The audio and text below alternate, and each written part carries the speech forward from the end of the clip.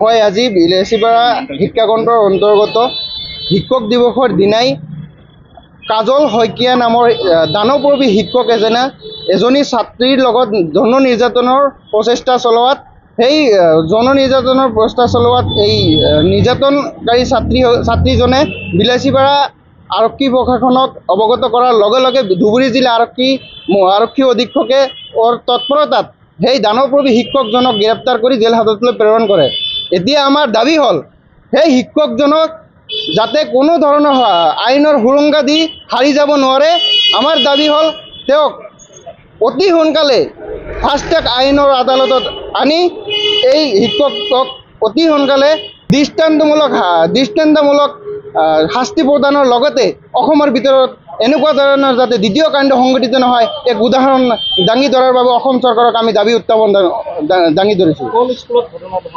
এইটো গোবৰ্ধন বিলাসীপাৰা শিক্ষাখণ্ডৰ অন্তৰ্গত গোবৰ্ধনপাৰা MB স্কুলত।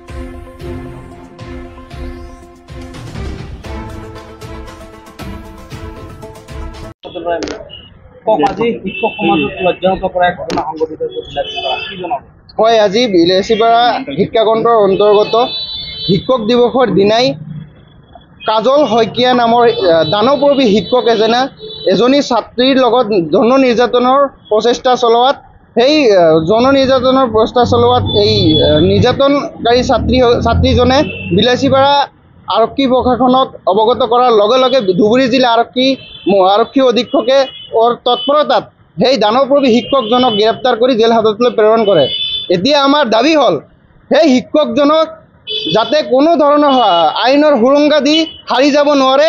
আমাৰ দাবী হ'ল তেওঁক অতি সোনকালে ফাষ্ট ট্ৰেক আইনৰ আদালতত আনি এই শিক্ষকক অতি সোনকালে দৃষ্টান্তমূলক শাস্তি প্ৰদানৰ লগতে অসমৰ ভিতৰত এনেকুৱা ধৰণৰ যাতে দ্বিতীয় কাণ্ড সংঘটিত নহয় এক উদাহৰণ দাঙি ধৰাৰ বাবে অসম চৰকাৰক আমি দাবী উত্থাপন দাঙি ধৰিছোঁ। এইটো গোবৰ্ধন বিলাসীপাৰা শিক্ষাখণ্ডৰ অন্তৰ্গত গোবৰ্ধনপাৰা MB স্কুলত।